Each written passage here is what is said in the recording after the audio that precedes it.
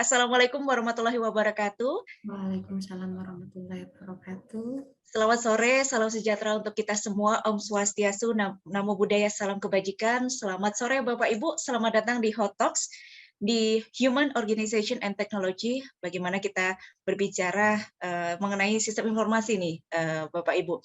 Dan senang sekali di cuaca yang mendung hari ini ya, Bapak Ibu. Semoga Anda hadir dalam keadaan sehat walafiat dan tentunya berbahagia.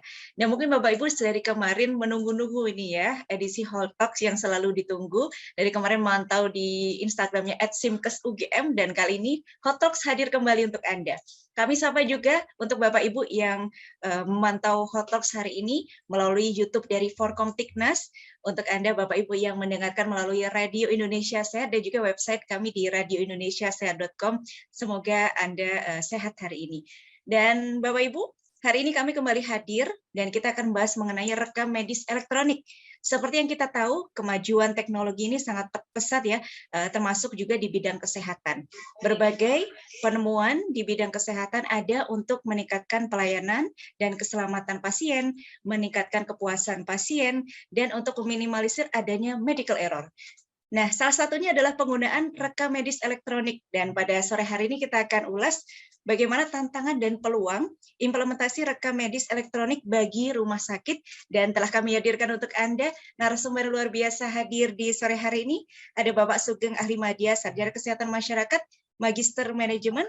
Beliau merupakan Ketua DPD Perhimpunan Profesional Perekam Medis dan Informasi Kesehatan Indonesia. Saya sapa dulu, selamat sore Pak Sugeng. Ya, selamat sore. Halo. Sehat ya Bapak? Alhamdulillah sehat. Ya. Alhamdulillah. Bapak di situ gimana? Hujan atau pripun, Pak? Ya, kita akan bersebelahan ya. Saya masih di rumah sakit ini. Oh, bersebelahan ya, Pak. Suasanya. Terima kasih banyak Pak Sugeng. Kami sudah tidak sabar nih untuk menyimak edisi sore hari ini. Dan pada kesempatan sore hari ini, Bapak Ibu, Pak Sugeng akan ditemani oleh Ibu Laili Rahmatul Ilmi, Ahli Madya Sarjana Kesehatan Masyarakat, Master of Public Health. Beliau dari Fakultas Kesehatan Universitas Jenderal Ahmad Yani Yogyakarta. Selamat sore Bu Ilmi. Selamat sore Mbak Galuh.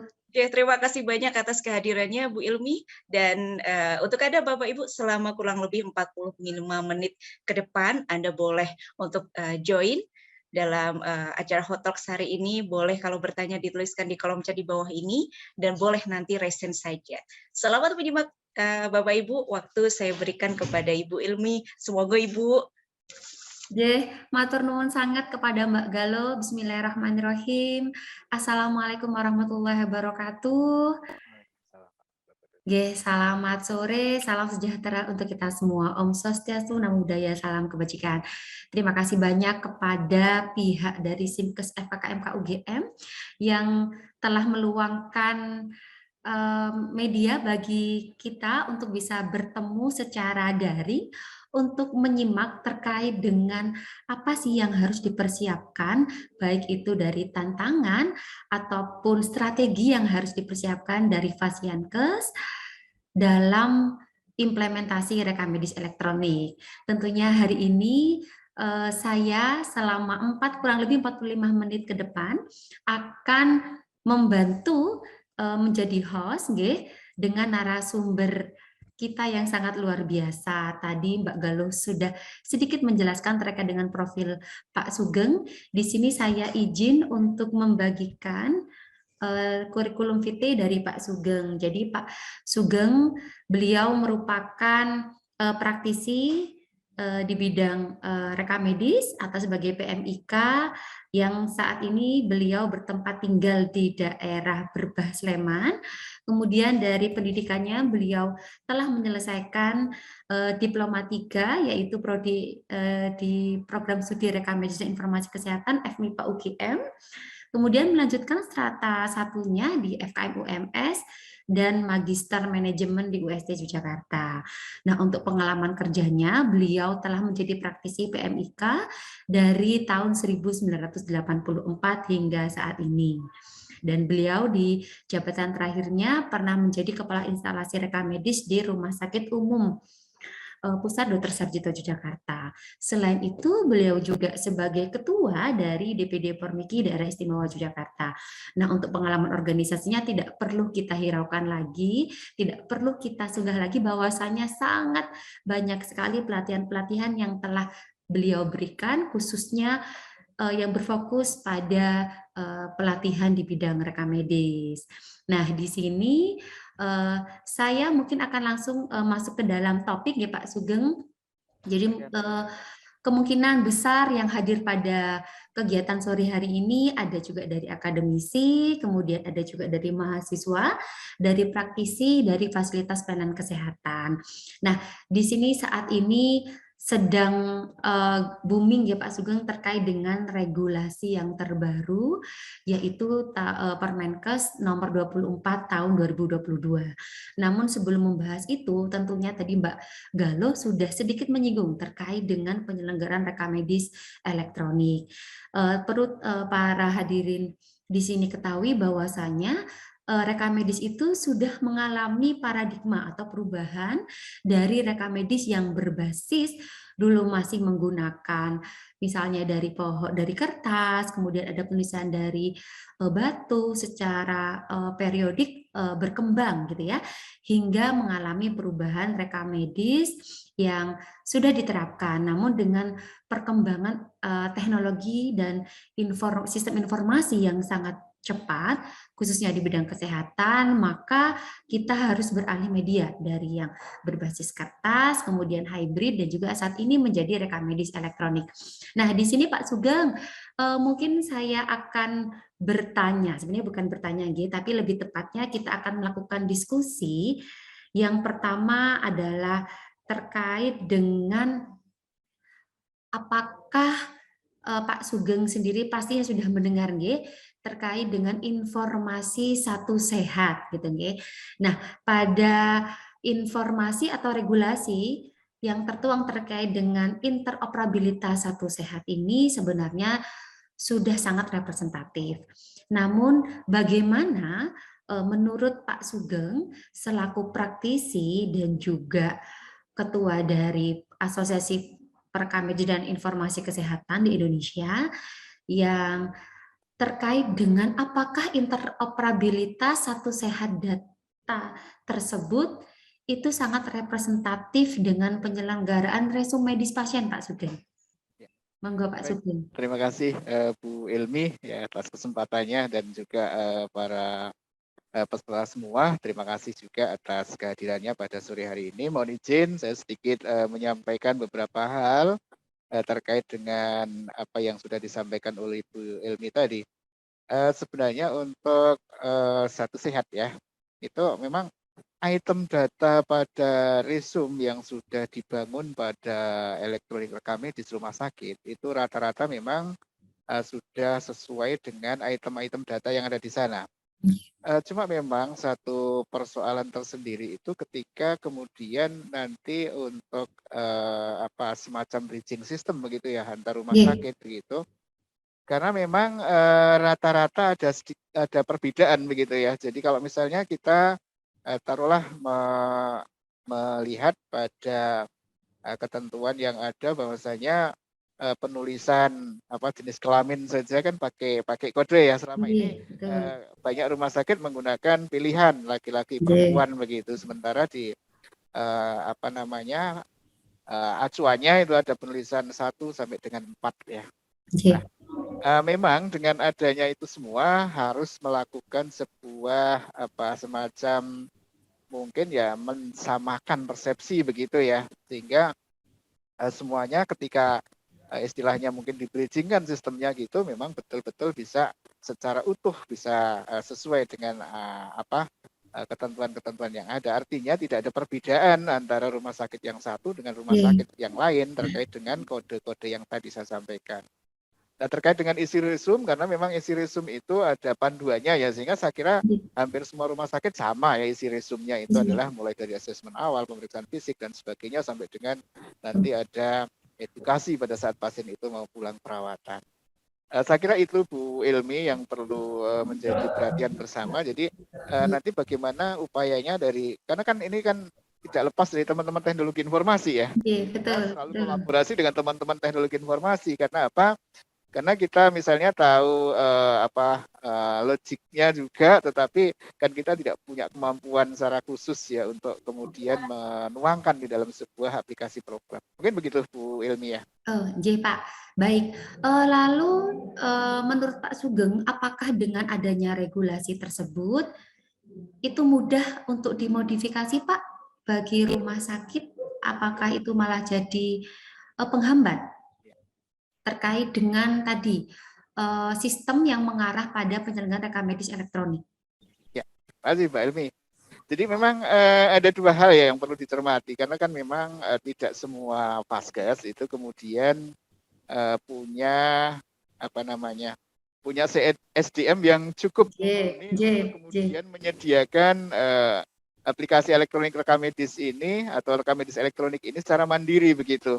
Nah, menjadi satu persoalan ketika kemudian ini bekerja dengan salah satu rekanan barangkali seperti itu, di mana rekanan tersebut juga memiliki beberapa hal secara khusus begitu tentang kode-kode ini, sehingga mau tidak mau vaskes sangat tergantung terhadap rekanan tadi ya.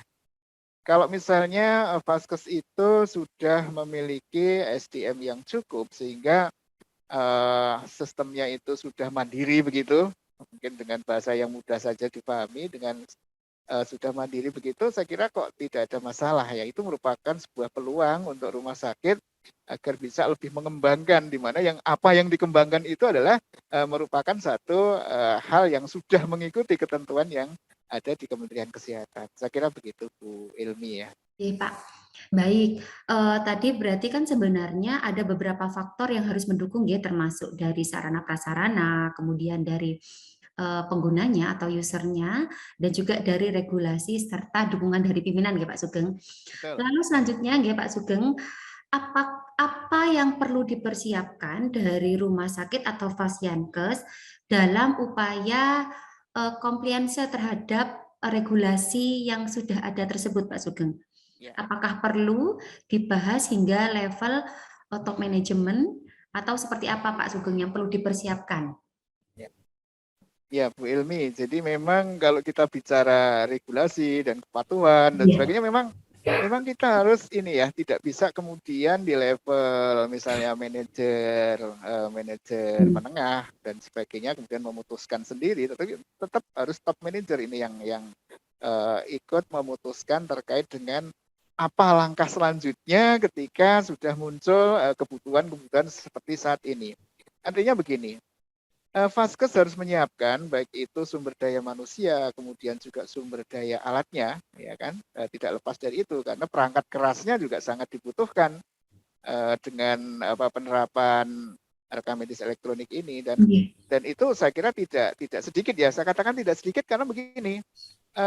Mungkin kalau misalnya di rawat jalan, taruhlah seperti itu ya, ada beberapa klinik gitu ya, dan satu klinik itu bisa saja kemudian ada beberapa dokter yang setiap hari memberikan pelayanan sehingga masing-masing harus menggunakan satu komputer tersendiri begitu ya. Itu yang pertama. Kemudian yang kedua dari sisi SDM-nya.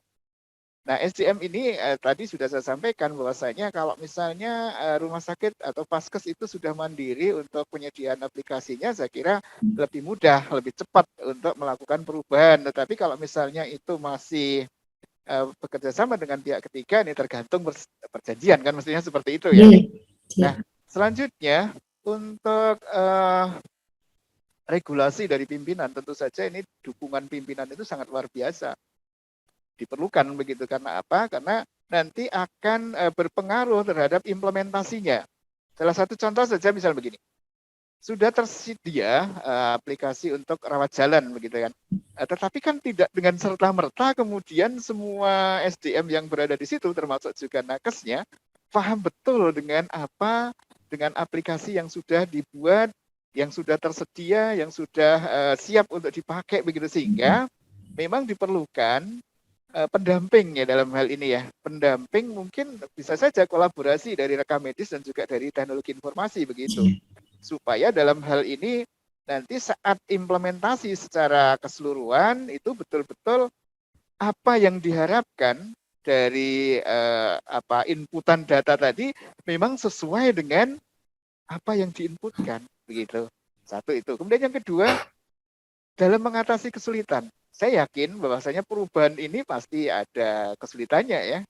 Karena apa? Karena memang yang tadinya berbasis kertas, yang notabene dengan formulir, yang di situ juga sudah dipandu, misalnya vital sign, penulisan suhu, nadi dan sebagainya.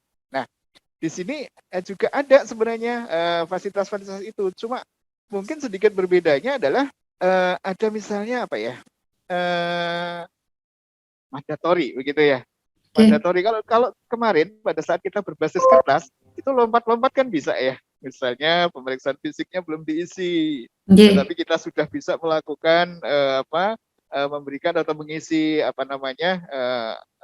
data-data yang lain. Tetapi dengan penerapan ini kan bisa saja kemudian dibuat mandatori. Kalau misalnya belum ada pemeriksaan vital sign, maka tidak akan bisa lanjut ke pemeriksaan yang lain, misalnya seperti itu.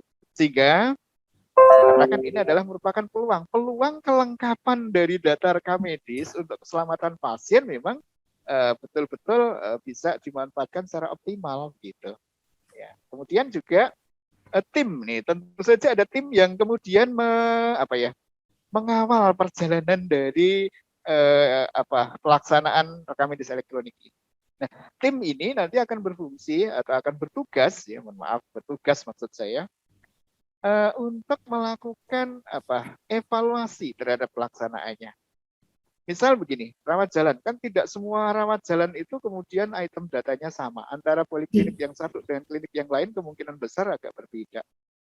Begitu ya, sehingga bisa memastikan bahwasanya inputan data dari misalnya klinik penyakit dalam ternyata sudah lengkap semua dan sebagainya. Kemudian nanti masih perlu apa lagi sih setelah kemudian input data ini dilakukan misalnya seperti itu. Sehingga perkembangannya bisa dimonitor oleh satu tim. Nah, tim ini tentu saja terdiri dari apakah itu PPA, seluruh PPA gitu. Jadi dari berbagai macam profesi supaya apa? Supaya masukannya nanti jelas. Misalnya dari sisi nutrisionis ada masukan apa terkait dengan data-data yang ada pada rekam medis elektronik, misalnya seperti itu. Ini salah satu contoh saja. Mungkin begitu, Bu Ilmi ya. Menarik sekali ya Pak. Jika kita mundur sebelum adanya regulasi tersebut, masih banyak Fasiankes yang menyelenggarakan rekam medis itu hibrid nih Pak. Hanya penyelenggaraan rekam medis untuk rawat jalan saja. Tapi masih ada yang mendokumentasikan rekam medis di rak filing. Nah, ternyata kendala di lapangan itu memang banyak human atau dari PPA ataupun dari tenaga kesehatan yang terbiasa menuliskan rekam medis di kertas itu agak kesulitan untuk mengentrikan di dalam sistem gitu Pak Sugeng. Nah, berarti ini sebenarnya menjadi tantangan dan peluang kita untuk dapat meningkatkan mutu pendokumentasian ya Pak Sugeng. Karena kita ketahui jika menggunakan rekam medis berbasis kertas, petugas rekam medis bagian assembling dan analisis tiap hari pasti akan melakukan pengecekan terkait dengan analisis kuantitatif pada prosedur pengisian. Selanjutnya nanti petugas akan mengembalikan kembali rekam medis tersebut kepada bangsal atau poli untuk segera dilengkapi oleh tenaga kesehatan.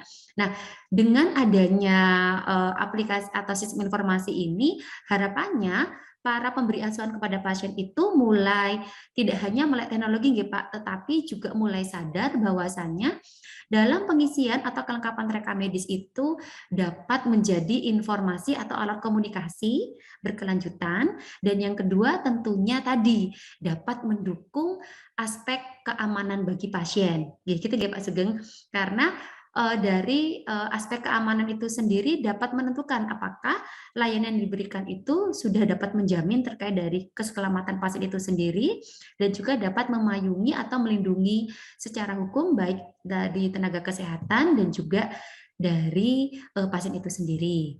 Nah, tapi di sini perlu Bapak Ibu juga diperhatikan bahwasannya memang tidak tadi sudah disampaikan oleh Pak Sugeng bagi Fasiankes yang sudah siap itu mungkin akan mudah Pak Sugeng. Namun bagi Fasiankes yang memang masih ada kendala perlu adanya persepsi Pak. perlu adanya persepsi baik dari seluruh level pimpinan dan juga perlu gotong royong istilahnya. Gotong royong dalam artian bahwasanya dengan adanya regulasi yang sudah diterapkan itu, mari kita bersama-sama untuk dapat menerapkan tujuan dari kementerian. Sehingga regulasi tidak hanya sebatas regulasi yang dibagikan saja, tetapi harapannya juga dapat diterapkan sehingga nanti dalam kemudahan untuk transaksi data kesehatan itu juga sangat mudah.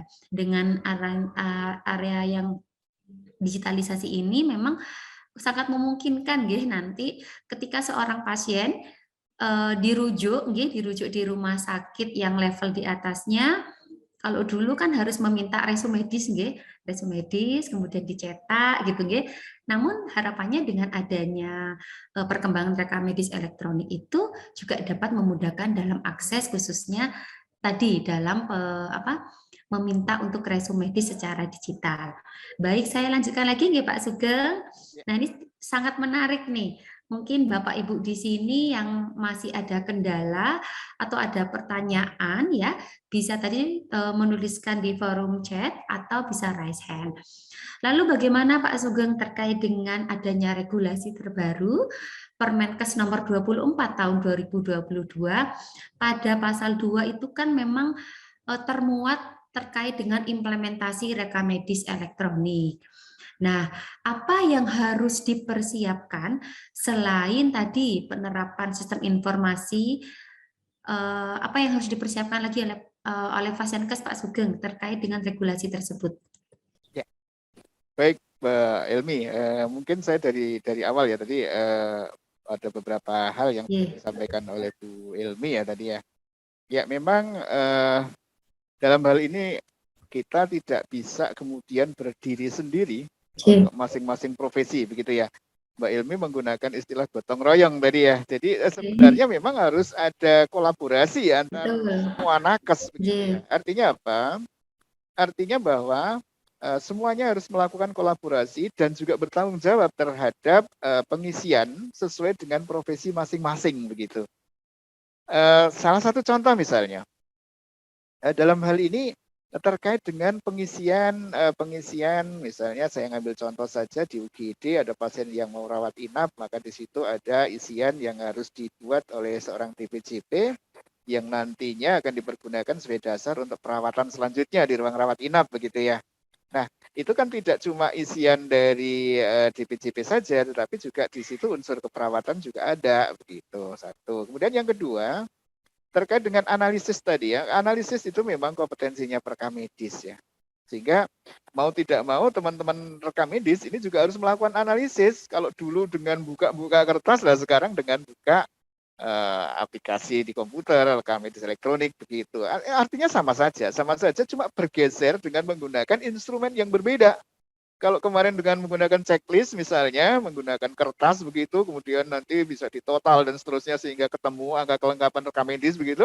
Nah sekarang bisa dengan checklist yang sudah disiapkan di dalam rekam medis elektronik. Artinya apa? Artinya sebenarnya cuma terjadi sebuah pergeseran untuk penggunaan instrumen dan tentu saja ini sangat menguntungkan bagi semua profesi dalam hal ini ya. Karena perekam medis sendiri ya nggak usah repot-repot lah dengan menggunakan kertas, nyumen jumlah dan sebagainya. Jadi nanti begitu melakukan checklist, sistem sudah bisa ngitung kelengkapannya bagaimana dan seterusnya. Oke. Nah berikutnya terkait dengan tadi gotong royong tadi ya. Sekali lagi saya ulangi, memang perlu kolaborasi ya. Dan juga kolaborasinya tidak cuma PPA saja, tetapi teman-teman yang ada di teknologi informasi juga harus memberikan ini upaya. Jadi mungkin saja ada panduan pengisiannya begitu yang dibuat ya.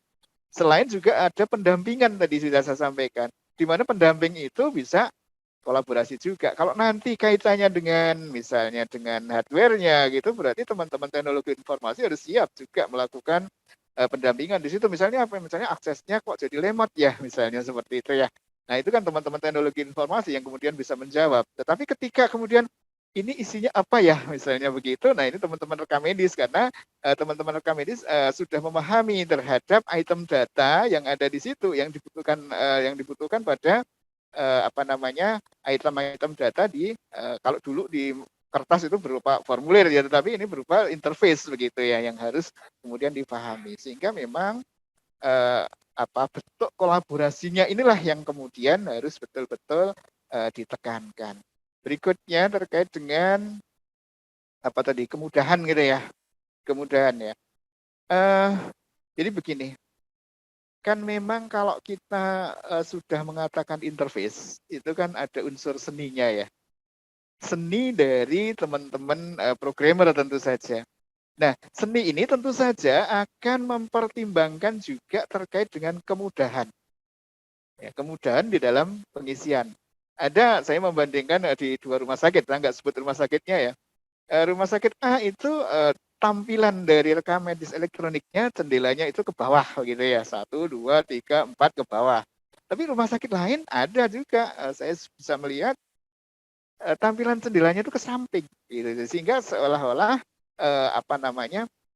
ini merupakan satu satu hal yang kemudian menjadi ciri khas atau juga seni dari programmer itu sendiri dalam sebuah penampilan interface-nya begitu. Cuma yang perlu dipahami semua adalah perekam medis maupun teman teknologi informasi itu tidak paham betul ya terhadap item data yang dibutuhkan, maka di situ masuk PPA. Pada saat melakukan misalnya terkait dengan asesmen gizi. Nah, di situ nutrisionis yang harus ngomong itu. Butuhnya apa sih item datanya yang ada di situ gitu. Sehingga nanti ketika kemudian sudah terbentuk ya satu rekam medis elektronik begitu, maka kemudian semua PPA dalam hal ini paham betul terhadap langkah-langkahnya yang harus dilakukan begitu ya pada saat mengimplementasikan rekam medis elektronik tadi. Dan selanjutnya tentang kemudahan pengisian gitu ya. Nah, tadi tentang kemudahan pengisian itu sebenarnya ya bisa saja sih kemudian dibuat mandatori, tetapi kalau mandatori memang salah satu risikonya ketika nanti pasiennya banyak, kemudian pengukuran-pengukuran ini tidak dilakukan secara urut begitu, akan kesulitan untuk kemudian mengisikan di dalam rekam medis elektroniknya. Ini salah satu mungkin tantangan juga gimana caranya supaya memudahkan untuk pengisian daripada item data yang kemudian dibuat mandatori. Nah, terkait dengan keselamatan pasien. Terkait dengan patient safety, memang kan mutu pelayanan dan juga keselamatan pasien ini menjadi satu tujuan ya terhadap Vaskes di dalam memberikan layanan kepada pasien. Nah, kalau waktu kita masih berbicara rekam medis berbasis kertas, itu memang item data tidak diisikan pun ya, kan bisa langsung lewat begitu ya. Nah, kalau dengan elektronik, rekam medis elektronik maksud saya, itu kan bisa saja kemudian dibuat aturan bagaimana caranya kalau misalnya kosong ya nggak bisa disimpan misalnya seperti itu, datanya kosong plong nggak bisa disimpan misalnya seperti itu. Ya, karena memang harus ada item data. Karena apa? Karena ini adalah untuk kesinambungan pelayanan ya, untuk kontinuitas pelayanan begitu. Sehingga nanti PPA yang mengelola berikutnya itu kalau misalnya sama sekali tidak ada data yang ada di situ, nah ini kemarin pengelolaannya seperti apa dan sebagainya. Itu akan mengalami kendala di situ ya, itu terkait dengan keselamatan pasien juga. Kemudian yang tidak kalah pentingnya adalah terkait dengan ini informasi ketika kemudian ada hasil-hasil pemeriksaan yang kemungkinan besar hasil pemeriksaan penunjang misalnya yang tidak sesuai dengan standar. Artinya tidak sesuai dengan standar itu mungkin kalau ambillah contoh misalnya tekanan darah. Tekanan darah itu kan normalnya misalnya ada angka 120/80 atau 110/80 misalnya seperti itu. Nah, ketika kemudian ada tekanan darah yang sampai dengan 150, mungkin saja kemudian di situ sistem sudah akan memberikan warning bahwasanya pasien ini adalah pasien yang ukuran tekanan darahnya melebihi dari normal seperti itu, sehingga ada bolehlah nanti misalnya ada bunyi dan sebagainya gitu sebagai warning begitu. Kira-kira begitu Bu Ilmi ya terkait dengan beberapa hal dari keselamatan pasien dan mutu pelayanan, jadi kualitas dari pengisian itu sendiri dan juga kelengkapan pengisian terkait dengan keselamatan pasien di Vaskes gitu. Baik Pak Sugeng, sangat lengkap. Mungkin Pak Sugeng bisa sharing atau berbagi bagaimana sih Pak kesuksesan implementasi rekam medis elektronik di tempat Pak Sugeng? Mungkin bisa berbagi Pak. Ya, karena kan mungkin ini guys sebagai tolak ukur atau minimal sudah ada pandangan nih.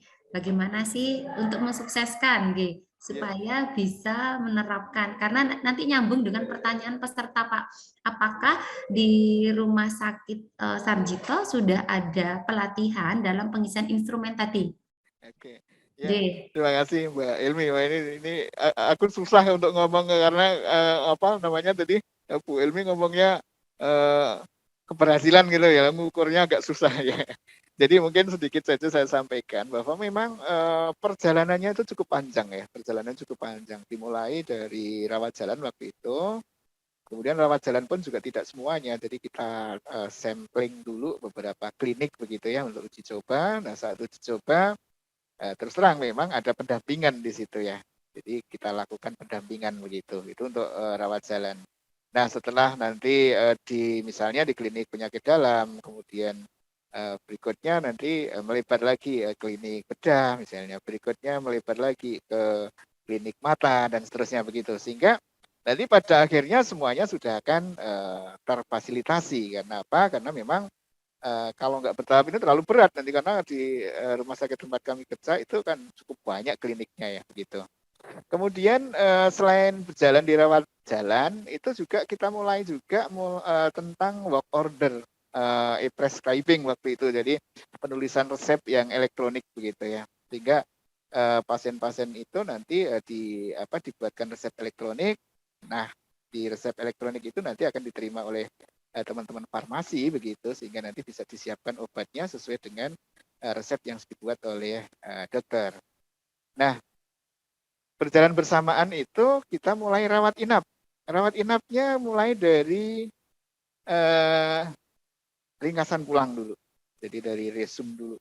Nah, pada saat penerapan resum ini kami aktif ke ruangan-ruangan ya. Jadi hampir semua ruangan dikunjungi. Misalnya targetnya minggu ini ruang apa? Misalnya ruang anak, taruhlah ruang anak A1, taruhlah seperti itu ya. Nah di situ kami dari rekam medis, kemudian juga dari teknologi informasi bareng-bareng di situ melakukan semacam sosialisasi ya. Aplikasinya seperti ini, pengisiannya begini dan sebagainya. Nanti nyimpennya begini, kalau besok misalnya pasien kontrol lagi informasinya ada di sini dan seterusnya dijelaskan di situ. Jadi kayak roadshow begitu ya, muter-muter untuk seluruh ruangan begitu. Sehingga nanti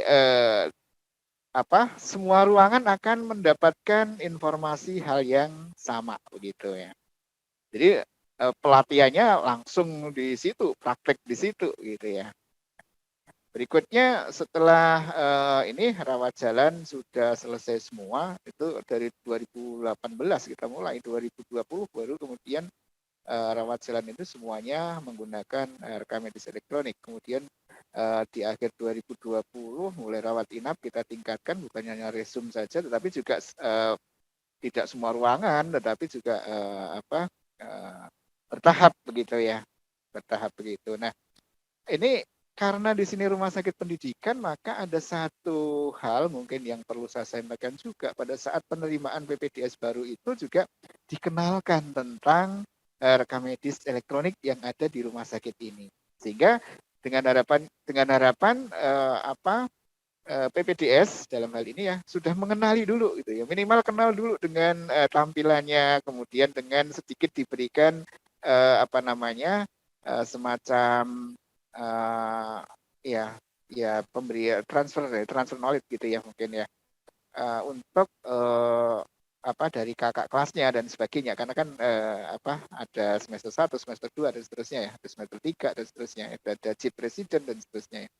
Sehingga terjadi di situ transfer knowledge, tetapi memang ini tidak semudah yang kita bayangkan ya karena memang di situ perlu perjuangan karena memang pemahaman terhadap aplikasi tidak semuanya kemudian sama begitu ya. Kemudian juga terkait dengan perkembangan tadi, karena mungkin di awal-awal baru formulir ini, kemudian berkembang ke tadi kan saya katakan baru resume ya, kemudian sudah berkembang, sekarang sudah sampai dengan rencana penata laksanaan data center integrasi juga sudah menggunakan elektronik rekam medis. Jadi memang berproses begitu ya, Bu Ilmi ya, gitu kira-kira. Oke, berarti ini Pak, dengan penerapannya rekam medis elektronik di Sarjito, untuk petugas rekam medis yang di bagian pengelolaan apakah tetap di ICM atau nanti dibagi-bagi Pak di masing-masing poli?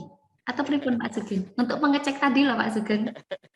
Ya, jadi memang gini Bu Ilmi ya, teman-teman coding terutama ya, dulu itu kan dipusatkan di unit kerja rekam medis gitu ya. Jadi nerima dokumen, kemudian dilakukan analisis, kalau belum lengkap kemudian dokternya diundang untuk rawuh ke rekam medis untuk melengkapi dan sebagainya. Nah sekarang itu kami dekatkan dengan DPJP begitu ya, dengan di ruangan, sehingga teman-teman saya itu posisinya untuk coding rawat inap itu di ruang rawat inap gitu ya, sehingga nanti pada saat pasien itu mau pulang sudah sekaligus dianalisis kelengkapan rekam medisnya begitu. Berikutnya untuk yang lain yang karena kan tadi sudah saya sampaikan juga bahwasanya belum semuanya dielektronikan. Jadi kayak concern itu ya, persetujuan umum, kemudian inform consent itu kan masih dalam bentuk kertas ya, sehingga tetap masih ada pengelolaan rekam medis manualnya, di mana ada teman petugas yang kemudian diberikan tanggung jawab untuk mengelola yang masih manual tadi. Termasuk juga teman-teman assembling juga masih merakit ya mungkin beberapa dokumen yang belum dielektronikan begitu. Dan ini yang terdampak itu paling banyak itu teman-teman pendaftaran, karena sudah ada pendaftaran online dan sebagainya, itu juga bentuknya elektronik, sehingga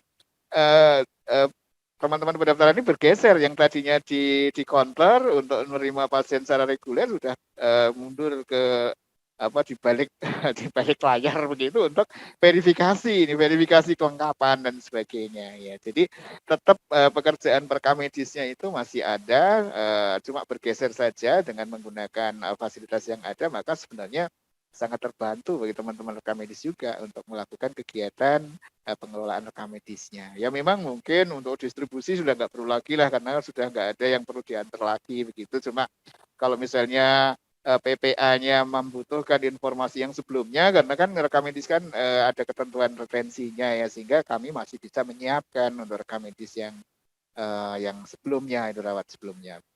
Itu kira-kira Bu Ilmi ya. Jadi Pak, sudah ada gambaran ya, berarti karena memang tadi untuk mendukung pelaksanaan RME-nya memang ada petugas coder yang akan ditempatkan dan sekaligus nanti untuk membantu serta mengevaluasi kelengkapan dokumen. Namun untuk yang penyelenggaraan yang pada formulir-formulir yang masih manual, berarti pengelolaannya masih sama Pak. Masih ada proses assembling, terus nanti ada checklist kelengkapan dokumen, karena kita ketahui sebenarnya tidak mudah untuk melengkapi rekam medis dalam waktu ya saat pasien itu dirawat karena dulu waktu saya masih kerja di rumah sakit Pak, ketika masih yang paper aja itu harus menunggu jadwal dokternya datang, kemudian nanti nunggu lagi. Namun tidak perlu khawatir Bapak Ibu, dengan adanya penyelenggaraan rekam medis elektronik ini sebenarnya itu jadi peluang yang bagus untuk kedepannya. Harapannya nanti juga akan mempermudah sebagai dari tenaga kesehatan sendiri atau pemberi asuhan kepada pasien, dan tentunya akan mempermudah juga ketika akan membuat tadi pengolahan data dari petugas rekam medisnya, pembuatan laporan yang data tersebut dapat dijadikan sebagai data bagi para pemangku pengambil keputusan. Nah, Pak Sugeng, ternyata waktunya sangat cepat berlalu, Pak. Nggak terasa ini sudah jam 16.15. Oh, ini masih ada raise hand. Monggo kepada Mas atau Mbak, Mbak Regita untuk bisa mengaktifkan speakernya apabila ingin bertanya langsung kepada Pak Sugeng.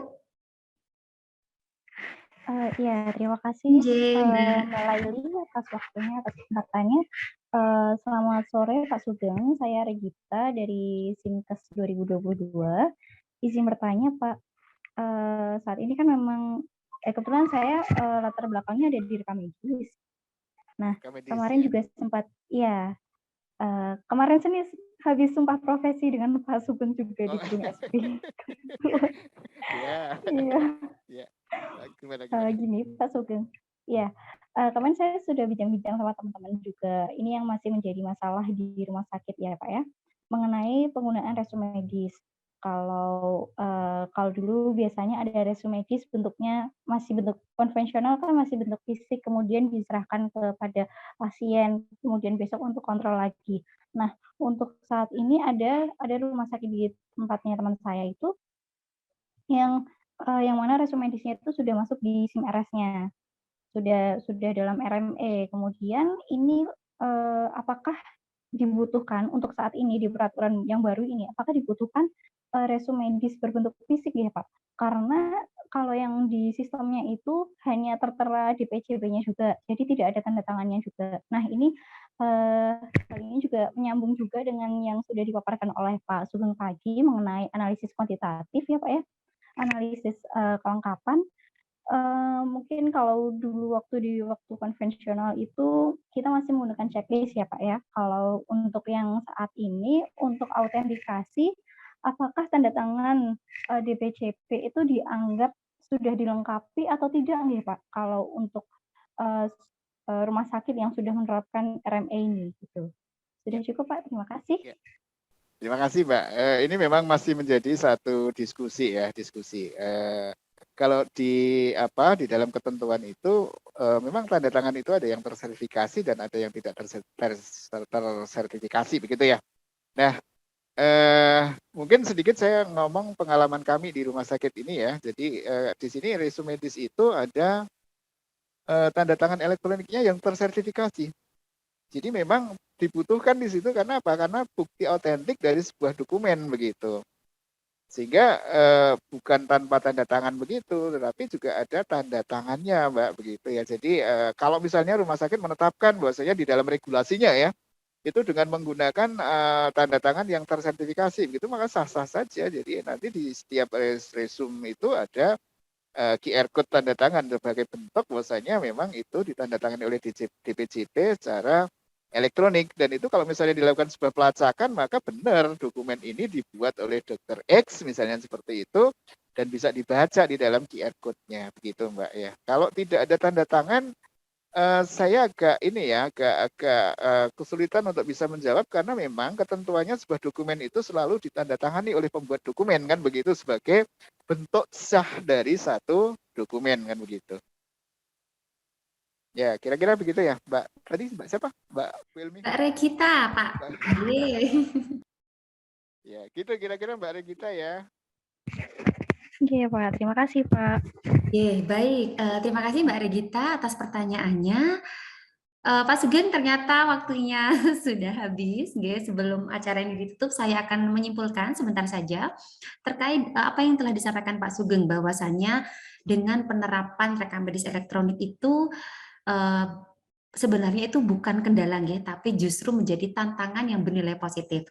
Karena dengan penerapan RME tersebut perlu kerjasama, tidak hanya dari para pemberi asuhan kepada pasien, tidak hanya dari pihak manajemen, tetapi juga tim IT, PMIK, dan seluruh tenaga kesehatan yang nantinya bisa berkolaborasi positif untuk membentuk rekam medis elektronik dengan tujuan tadi ya, tidak hanya pemenuhan aspek administrasi, tetapi juga dapat mendukung terkait dengan aspek keamanan.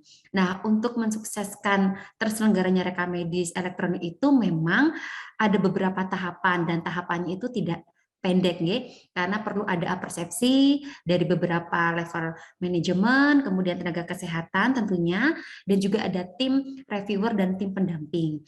Nah, harapannya dengan adanya RM ini nanti ke depannya sangat memudahkan dalam proses transaksi data kesehatan. Khususnya tadi ya, misalnya di rekam medis elektronik hanya minimal berfokus pada resume medis atau discharge summary. Mungkin itu saja simpulan pada diskusi sore hari ini. Sebenarnya sangat menarik, kalau ada waktu mungkin bisa lebih panjang ya Pak Sugeng, karena tentunya teman-teman atau para Bapak Ibu yang hadir, baik dari yang menyimak di radio ataupun dari Instagram, YouTube, dan lain sebagainya, pasti sangat ingin berdiskusi lebih panjang lagi, tapi karena waktu yang disediakan juga ya lumayan cukup, bisa menambah pengetahuan juga, dan juga selain itu bisa memberikan gambaran apa yang harus dipersiapkan dalam penyelenggaraan rekam medis elektronik. Mungkin itu saja yang perlu saya sampaikan. Saya kembalikan lagi kepada Mbak Galo. Monggo Mbak Galo, nggih. Baik, terima kasih banyak Pak Sugeng dan juga Bu Ilmi atas ilmunya pada kesempatan sore hari ini dan memberikan gambaran kepada kita semua, Bapak Ibu, bagaimana tantangan dan bagaimana peluangnya rekam medis elektronik ini. Ternyata prosesnya tidak sederhana dan butuh itu tadi ya, kolaborasi. Dan terima kasih, semoga ini bermanfaat untuk Anda, Bapak Ibu, untuk Anda, Bapak Ibu yang menyimak melalui radio, di YouTube maupun di Zoom. Terima kasih atas kehadiran Anda dan mohon maaf apabila ada kesalahan pada saat acara berlangsung. Sekali lagi, terima kasih banyak Pak Sugeng, Bu Ilmi. Sehat-sehat selalu Bapak, Bu Ilmi. Ya, Mbak Galuh. Dan juga terima kasih yang sudah hadir juga ini. Ada Pak Ahmad Hidayat dari Forkom Tiknuas. Terima kasih banyak Bapak sudah hadir edisi sore hari ini. Dan jangan lupa untuk memfollow Instagram @simkesugm untuk Anda Bapak Ibu mendapatkan informasi terkait dengan topik-topik menarik setiap 2 minggu sekali, setiap Jumat gitu ya, di Hot Talks Human Organization and Technology. Dan semoga ini bermanfaat dan selamat berakhir pekan. Terima kasih atas kebersamaan Anda. Saya Galuh pamit undur diri. Mohon maaf apabila ada kesalahan pada saat acara berlangsung. Hati-hati di jalan untuk Bapak Ibu yang bergegas untuk pulang dan kebetulan juga di luar hujan di area Jogja. Salam sehat untuk kita semua. Wassalamualaikum warahmatullahi wabarakatuh. Waalaikumsalam. Waalaikumsalam warahmatullahi wabarakatuh.